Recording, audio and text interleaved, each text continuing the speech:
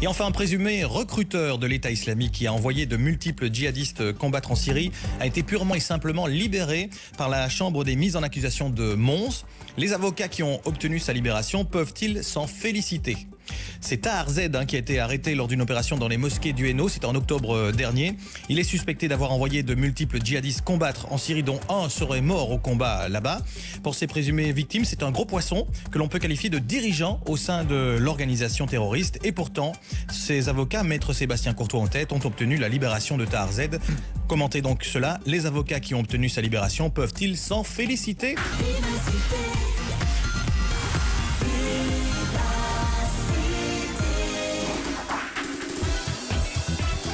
Chaque matin, c'est vous qui le dites, vous donne la parole. Avec Olivier Coll. Et avec aussi Martial Dumont, journaliste politique à l'Avenir, et Gaspard Grosjean, journaliste politique à Sud Presse. Et avec vous, nous allons donc arriver sur le troisième thème de cette émission, et ce présumé recruteur de l'État islamique qui a donc envoyé de multiples djihadistes combattre en Syrie et été purement et simplement libéré par la chambre des mises en accusation de Mons. Les avocats qui ont obtenu sa libération peuvent-ils s'en féliciter ? C'est la question que je vous pose, messieurs, et que je vous pose aussi à vous. 070 233 466 pour prendre la parole d'ici quelques instants à peine. Martial, est-ce que ces avocats peuvent comme ça se dire presque youpi, on a réussi à libérer notre client ? Alors, je rappelle que le métier d'un avocat, c'est de s'occuper de ses clients. Que le but de cet avocat était de tenter de faire libérer son client. Il a réussi à faire libérer son client. Donc, du point de vue de l'avocat, je pense que l'avocat peut s'estimer tout à fait heureux. Maintenant, est-ce que cette libération était justifiée ? On l'imagine, puisque quand même c'est la chambre des mises en accusation qui a décidé ça. Donc on imagine que légalement il y avait des raisons de le libérer. Sur le plan pratique et sur le plan, je dirais, éthique, voilà, si on sait effectivement que cette personne a envoyé, a recruté des djihadistes et qu'il est libéré maintenant, effectivement, on peut se poser un certain nombre de questions. Mais encore une fois, si la question est est-ce que l'avocat peut se réjouir, de son point de vue, je pense que oui. Oui, cette publicité là autour, parce qu'on dit quand même de maître Sébastien Courtois qu'il n'en est pas à sa première libération stupéfiante. Est-ce que c'est pas se faire de la pub auprès des futurs candidats Encore une fois, se faire de la pub, je vous dis, le but de l'avocat, c'est de défendre son client. Quand un avocat défend un grand criminel ou un pédophile ou un... Voilà.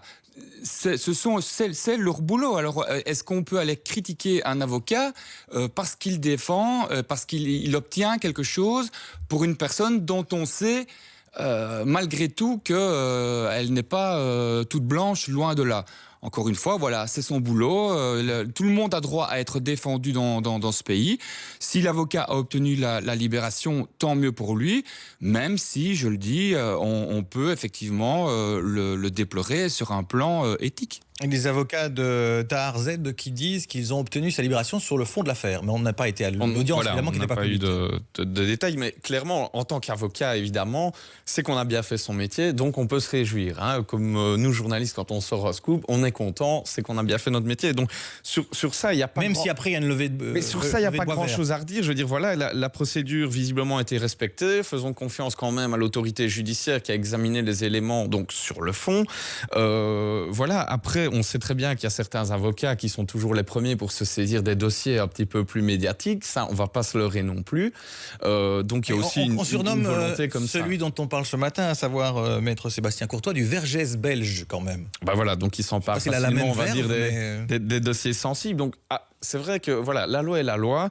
Elle s'applique à tout le monde de la même manière, théoriquement en tout cas. Donc, légalement, il n'y a pas grand-chose à redire là-dessus. Après, on peut avoir un vrai débat, par contre, sur l'éthique. Et puis même un autre débat, faut-il quelque part un peu modifier la loi si on a vraiment des arguments toujours aussi probants? Parce que rappelons que cette personne est libérée sous condition reste inculpée. Ça veut dire que tout ce qu'on lui reproche n'est absolument pas levé et que potentiellement, cette personne peut encore être condamnée et envoyée en prison pour des faits extrêmement graves.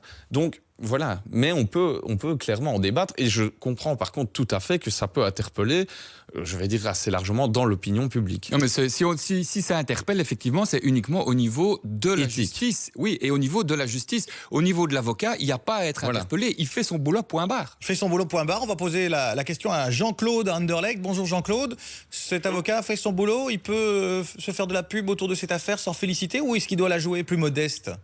Olivier, bonjour. Bonjour. Je voudrais simplement relayer un petit peu les avis de vos deux invités. Je vais être un peu redondant, mais c'est ce que j'avais dit à l'accueil. Il est évident que cet homme a fait parfaitement son travail. Il a trouvé les failles dans un dossier qui était mal ficelé par un procureur ou par une partie civile, et on ne peut que se réjouir que la justice a mis à jour ce qui est normalement légal, c'est-à-dire tout condamné doit être défendu et chaque personne a le droit de faire valoir des choses qui sont évidentes par la voix de son avocat, évidemment.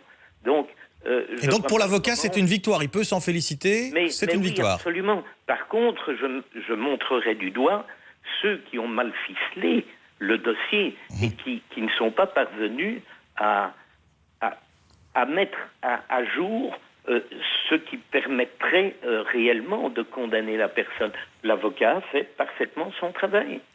Eh bien, moi, je mettrai le doigt sur ceux qui ont monter le dossier, confectionner les choses. Eh bien justement, si on va faire un tour à l'intérieur du dossier, dans le cas présent, on s'aperçoit que Tahar Z, comme on le nomme dans la presse ce matin, qui est âgé d'une quarantaine d'années, fréquente une demi-douzaine de mosquées et surtout, il est en train de faire une formation pour devenir professeur de religion islamique. Il y a de quoi quand même être un peu interpellé, Martial. Sur le fond de l'affaire. Sur le fond de l'affaire, oui, effectivement. Voilà, s'il est établi que cette personne recrute des djihadistes et qu'il fait du prosélytisme dangereux au sein de mosquées, effectivement, il y a de quoi être interpellé. Mais comme le dit monsieur, ce qui est surtout interpellant, c'est que ce dossier a été visiblement mal ficelé. Mais pour revenir à l'avocat, de nouveau, voilà, il a fait son boulot. C'est peut-être au niveau de la justice elle-même qu'il va falloir resserrer les boulons à ce niveau. Voilà, et donc je note que Jean-Claude nous a dit, c'est la faute aux personnes qui ont mal ficelé le dossier. Gaspard, vous êtes d'accord avec ça? Mal ficelé le dossier, ou aussi à l'arsenal peut-être législatif qui laisse des portes ouvertes qui auraient dû être fermées. Donc il y a une réflexion, une double réflexion. Donc d'une part, au niveau judiciaire, est-ce qu'on a bien ficelé les dossiers, suffisamment argumentés, suffisamment enquêtés, etc. Et puis alors, d'un point de vue plus politique, alors se pencher, comment est-ce possible? Est-ce qu'il y a une mesure légale à laquelle on n'a pas pensé, sur laquelle on doit légiférer? On revient sur ce procès cette libération de la chambre des mises en accusation de Mons qui a libéré Tahar Z. C'est le nom de ce présumé recruteur de l'État islamique qui a envoyé de multiples djihadistes combattre en Syrie. L'avis d'Oriane de Coxide. Est-ce que, Oriane, les avocats de ce Tahar Z peuvent s'enorgueillir, peuvent se féliciter de l'avoir fait libérer? Moi, je pense que non. C'est sûr qu'ils ont fait leur travail et en ça, ils peuvent certainement être fiers parce que faire libérer quelqu'un comme ça, je pense que c'est quand même une belle victoire. Mais s'enorgueillir, là, je mets un petit bémol. Parce que si moi j'étais avocate et si j'avais dû défendre déjà ce que je ne ferais probablement pas s'il est prouvé que c'est vraiment quelqu'un qui est lié au terrorisme, mais je l'aurais défendu. Et vous êtes d'accord que toute personne doit avoir un avocat pour le défendre quand même? Là-dessus, on ne revient pas. Toute personne peut avoir un avocat, ça c'est évident. Mais c'est la modestie qu'on leur demande alors à ces avocats? La modestie, déjà de ne pas se vanter d'avoir fait libérer un potentiel criminel. Parce que si un jour, s'il est prouvé parce qu'on n'a pas évidemment tous les tenants et les aboutissants de ce dossier, mais quand on dit ça comme ça, moi je vous réponds à la question telle qu'elle est posée. Si c'est vraiment un recruteur de djihadistes, on a vécu une année noire avec les attentats, les tentatives d'attentats, etc. Je pense que le terrorisme, c'est quand même quelque chose de tout à fait à part qui mériterait peut-être un traitement un peu différent. Parce que le jour où nous avons des proches qui sont tués par des gens comme ça, des assassinats sauvages, est-ce qu'on va penser la même chose? Ah, il a été libéré, tant mieux, moi je loue l'avocat qui l'a libéré. Si un jour il est lié à des attentats terroristes et qu'il y a de nouveau des dizaines ou des centaines de morts, Est-ce qu'ils vont assumer leurs responsabilités? C'est moi qui les fais libérer, j'en suis fier. Mais vous avez entendu les propos de Jean-Claude tout à l'heure, qui dit la faute, c'est pas l'avocat qui fait son boulot et qui a trouvé les failles dans le dossier, c'est les gens qui montent le dossier qui devraient être sans faille. Quand on a ce type de choses, si c'est avéré, on doit pouvoir amener les arguments pour prouver noir sur blanc que cette personne doit rester en prison. Oui, mais les avocats font leur travail, on l'a dit. Maintenant, qui a fait le boulot? Vous posez une question comme ça, c'est un peu dans le vide, on n'a pas assisté à l'audience par la force des choses. Bien sûr, mais on n'a pas tout le dossier, donc on ne sait pas exactement ce qui s'est passé, ce qui a fait que... Mais l'avocat dit c'est sur le fond et pas sur la forme, parce qu'on sait que ce Tahar Z est également malade, donc on aurait pu agir sur ce biais-là, mais c'est pas là-dessus qu'ils ont argumenté, ils ont argumenté sur le fond du dossier. Et donc, ça veut dire que derrière, il y a une faille dans le dossier, ou bien cet homme est non coupable, ou bien il y a une brèche dans laquelle l'avocat s'est jeté. Ça, je ne connais pas le dossier personnellement. Moi, je vous parle en général. Je trouve quand même que c'est pas la première fois que ça arrive et que des gens ont été libérés et qu'après, ils ont été reliés à des attentats. Si maintenant, il y a une forte présomption, il faut quand même faire un petit peu attention de ne pas traiter ce genre de cas comme un cas ordinaire. De donc vol, le fait que cette personne soit maintenant dans la nature grâce à son avocat, c'est dangereux. Ah, si vraiment c'est avéré que c'est un recruteur de djihadistes, bien sûr que c'est dangereux. Ça, il faut quand même pas se voiler la face. À l'heure actuelle, c'est dangereux. On l'a vécu, on le vivra certainement encore malheureusement. Donc je pense que pour traiter ce genre de cas, il faut être d'autant plus vigilant et certainement monter des dossiers en béton pour que justement personne n'arrive à se mettre dans la faille qui fait que, on libère ce genre de personnage. Et donc finalement, vous êtes d'accord avec Jean-Claude tout à l'heure qui disait qu'il faut faire attention au dossier parce que les avocats vont se jeter dans la moindre brèche. Bien pour sûr. pouvoir faire libérer leurs clients, tout à fait. Voilà, moi je ne dis pas que les avocats ont mal fait leur boulot, au contraire, ils l'ont bien fait, c'est leur boulot. Bon, voilà. Mais maintenant, s'enorgueillir, moi je resterai un peu plus modeste parce que malgré tout, si c'est vraiment une faille du dossier qui a permis de le faire libérer, mais qu'il s'avère que c'est quand même un recruteur de djihadistes, moi, je ne serais pas très fier quand même et je ne le clamerai pas sur tous les toits, même si je suis contente d'avoir fait mon boulot. Ok, un peu de modestie. Donc, demander aux avocats de présumer djihadistes. Voilà le message en substance d'Oriane ce matin.